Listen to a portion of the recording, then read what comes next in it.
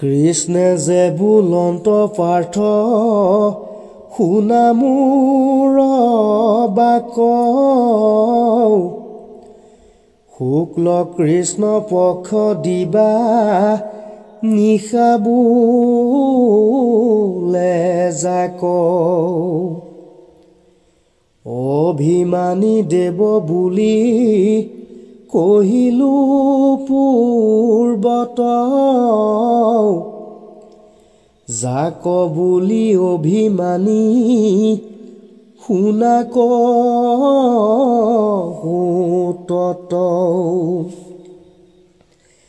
হে ৰাম স্বৰূপত যাক বোলে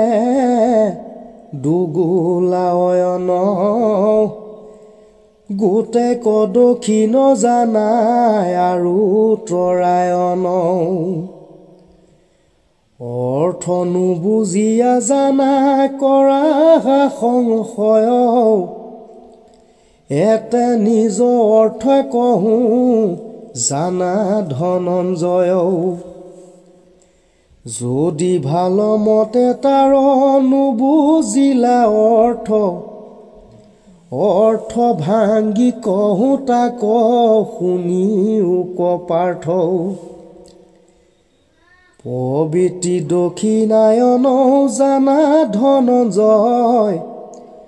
সংসাৰত দুখ পাই মৰি উপজয় উত্তৰায়ণ শুক্ল পক্ষ দিবা চন্দ্ৰজ্যোতি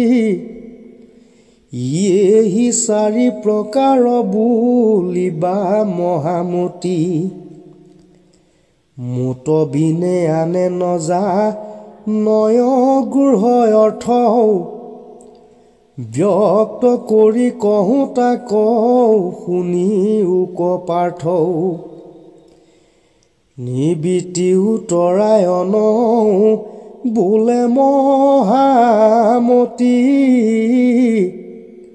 যাক বুলি তত জ্ঞান সেহি চন্দ্ৰজ্যোতি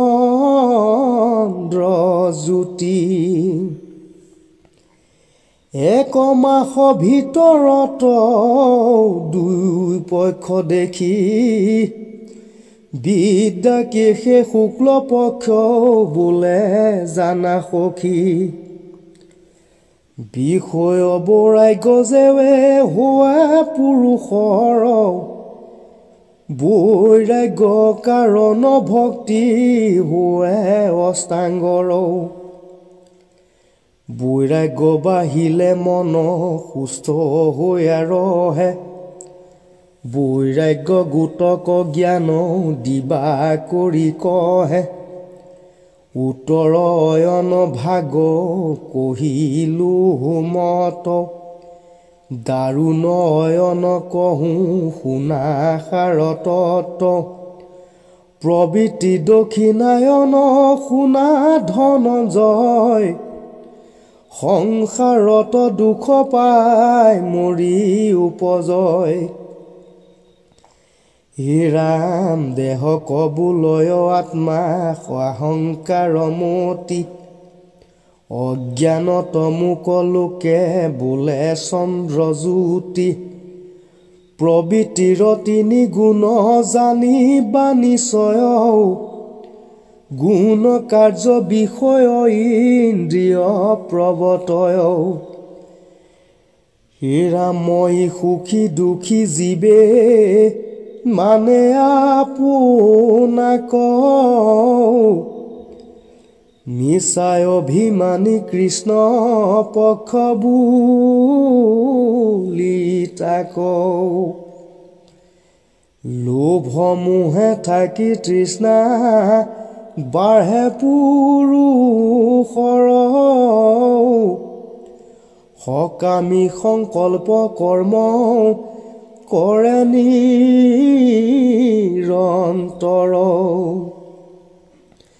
দক্ষিণায়ন যিটো সাংসাৰিক পথ অজ্ঞান যে চন্দ্ৰজ্যোতি নানা স্বৰূপত সকামীৰ ফল সংকল্পে হিংসা পুন অভিমানে কৃষ্ণ পক্ষ জানি বা অৰ্জুন উত্তৰ দক্ষিণ দুয়ো কহিলো ব্যৱস্থা অভিমানী দেৱতাৰ শুনা কহো তত্ত্ব কৰ্মক কৰি তাৰ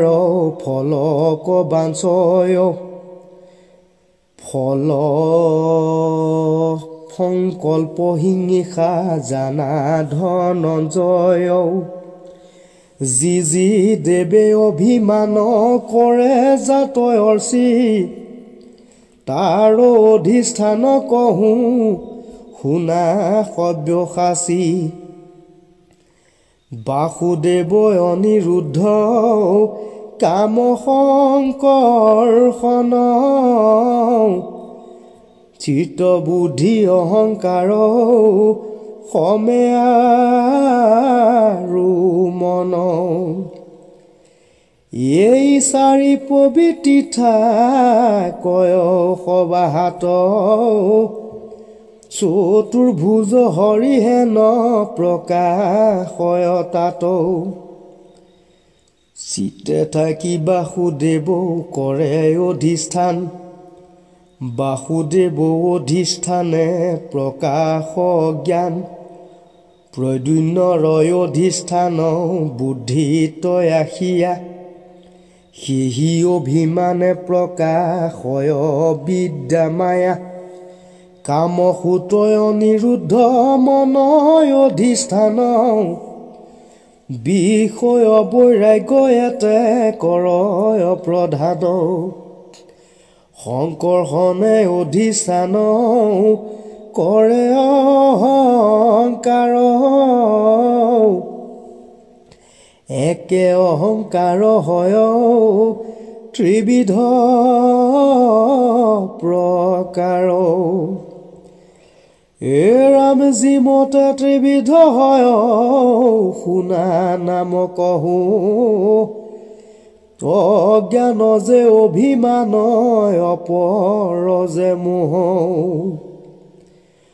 অজ্ঞান গোটক চন্দ্ৰ জ্যোতি বুলি কয় অভিমানে কৃষ্ণ পক্ষ জানিবা নিশ্চয় মোহকক হয় নিশা জানা স্বৰূপত সমস্ত কহিলো পাৰ্থ তোমাৰ আগত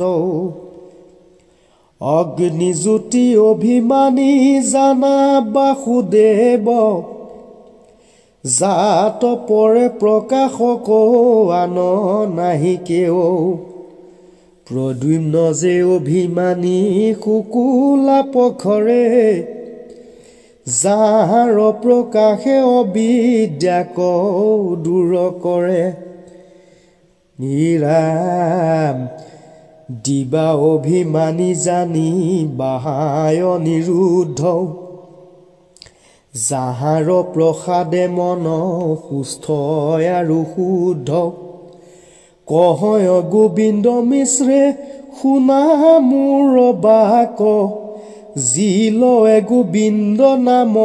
দণ্ডৱতে তাক বিষয় ভোগত থাকি যো নোৱেৰা নাম কৰজোৰ কৰি পুনু কৰো প্ৰণাম হে ৰাম হৰি কথা কহে শুনি কতো দুষ্টজন কেতিখনে যাইবে উচ পিছ কৰে মন কৃষ্ণ কথা এৰি যদি গাই কথা মিলে শুনি কৰ্ণ জংকাৰে অমৃত যেন দিলে ৰাম গুণী চোৱা কৃষ্ণ বিনে কিবা আছে ধন জয় কৃষ্ণ বুলি ডাকা সভা সদগণ হেন জানি যতনে ৰিয়ান কাম সময় যায় সঘনে ঘূহিয়ে ৰাম ৰাম শুনি আছা ৰাম বিনে কৈত আছে ত্ৰাণ ৰামে সেউ হৈছে মূল কহে শাস্ত্ৰ গণ যত বেদ পুৰাণ আদি আনুশাস্ত্ৰ গণ তথাপি সকলে কহে নামে হে প্ৰধান ৰাম যিটো জনে গুৰু মানি নাম কৰে পান আপুনি ব্যাধি শৰীৰৰ হয় নিৰ্জান আপুনি লয় নাম গুৰু কমানিয়া যমৰাজা ভয় থাকে মহত শুনিয়া যিটো জনে দণ্ড দেই পাপী বুলি ধৰি গুৰু মানি যায় সিটো যমক বাহুৰি ৰিকজ জোখাময়থৰ ববেদচাৰী তাহাৰ ওপৰে জানা নামে অধিকাৰী কি কহিব সখী মই নামৰ মহাত্মা মই বশীভূত হওঁ ভক্তৰ সংগত আগে নাম ভৈলা সখী আমি ভৈলো পাছে সি কাৰণে বেদ শাস্ত্ৰ নামে বান্ধা আছে নাম বিনে কোনো জন নতৰে পাপত বিশ্বাসতে গুৰু মানি নামৰ ধৰা ব্ৰত ৰাম পালন কৰিবা নামে সেই ঈশ্বৰ তাংক পিতা মাতা বুলি মনে কৰা দৃঢ় কশ্যপেও গুৰু মানি নাম লৈলা ইয়াতি নাৰদে মানিলা গুৰু চাণ্ডাল নিচ জাতি আগতে লৈলা নাম পাছে বিচাৰয় নহেতু চাণ্ডাল দিজ ৰূপে হৰি হয় পৰম গোপিনী মূল মন্ত্ৰ যে বেলৈলা ব্ৰহ্মাৰত নয় নাৰদ মুখ্য পদ পাইলা সুচি ভৈলা দেহাতাৰ ভক্ত উপজিল উদ্ধাৰিলা নিন্দাবাদ ভয় গুচি গল ইন্দ্ৰে আছিলে কগুৰু নাম আমি স্বৰ্গত চাদ্দালি দি ৰূপে লক্ষ্মী দেখাইলা পথত মনুষ্যৰ মুণ্ডে ৰান্ধে গোমাংস খুৰা ইন্দ্ৰে সুধিলন্ত তুমি ঐত কি বা কৰা মায়া লক্ষ্মী বোলে অভয় আছয় স্বৰ্গত চাকনি দি আছো আমি তাহাৰ দৰত চৰণৰ ধূল পৰি দ্ৰৱ হৈবে নষ্ট মোৰ উপভোগে যেনো অভক্ত কৰে নষ্ট ইন্দ্ৰে দেখি বিস্ময় মানিলা সুমৰয় আমি যে অভক্ত আছে মোকে খেনি লয় ৰথ ৰাখি অৱতীৰ্ণ ভৈলা সুৰপতি পুচিলা নামৰ সন্ধি কহিলে কসতি সেই দিন ধৰি ইন্দ্ৰৰ শংকা দূৰ গৈলা জন্মান্তৰ পাপ গুচি ভক্ত পদ পাইলা অভক্ত দৃশ সচ শুনা মহাশয় গো মাংস সুৰত কৰি ততোধিক হয় হয় সুৰা পাই যদি গো মাংস খায় গৰু মাৰি সিটো যদি মোৰ নাম লয় নহৈব যমৰ অধীন মোৰ ভক্ত হয় তাৰ সদা সংগে কৰে শুনা ধনঞ্জয় সত্য কৰি কহো কথা তোমাৰ আগত গুৰু মানি লৈবা নাম দুৰ্ঘোৰ কলিত যদিও নাথাকে মনে গুৰু মানি লয় তথাপি নচাৰো মই বৈশ্বৰে নিশ্চয় অহংকাৰী গুৰু নামানিয়া লৈলে নাম নতৰে কলিত হিতু সিধিনো হে কাম মহাগোপনীয় জ্ঞান কহিলো তোমাত আৰু মূল নাম কৈছো 17 অধ্যায়ত কাহাকো নকৈবা তুমি পাণ্ডুৰতনয় দয়ায়ে তোমাত মই কৈবো গোপাশয় ব্ৰহ্মা বিষ্ণু ইন্দ্ৰ আদি দেৱে নজানয় 17 অধ্যায়ত কৈবো নাম গোপাশয় হীৰাম কহয় গোবিন্দ মিশ্ৰে দন্তে তৃণ ধৰি গুৰু মানি নামলৈ দণ্ডৱতে পৰি বিষয় ভুনক পাই জুনো এৰা কাম কৰজোৰ কৰি পুনু কৰো প্ৰণাম হৰি কথা পবিত্ৰ কৰয় তিনিজন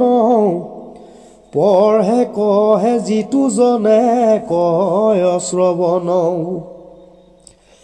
ইটো মুখ তিনিজনে সংসাৰ কতৰে তিনি ৰজে তিনি পুৰুষ উদ্ধাৰে ভাতো পুখি গোটে কস্ম ৰাৱে ৰাম হৰি আৰু জনে তাক বুলি হাসে নিন্দা কৰি জিবা লৰাই তাতে বোলে আৰু জনে বোলে হৰি স্মৰিবাতো নিন্দা কি কাৰণে ইজন মত এহি বাক্য বুলি তিনি গৈলা সিহিটো সংস্কাৰে জন্মান তৰে গতি ভৈলা ৰাম হে নয়না মৰ মই কি কৈবো মহিমা ব্ৰহ্মা মহেশ্বৰো যাৰ নপায় সীমা হে ৰাম নামৰ মহিমা মই কহিতে নপাৰো ডাকি বোলা ৰাম কৃষ্ণ দান্তে তৃণ ধৰো হৰি ৰাম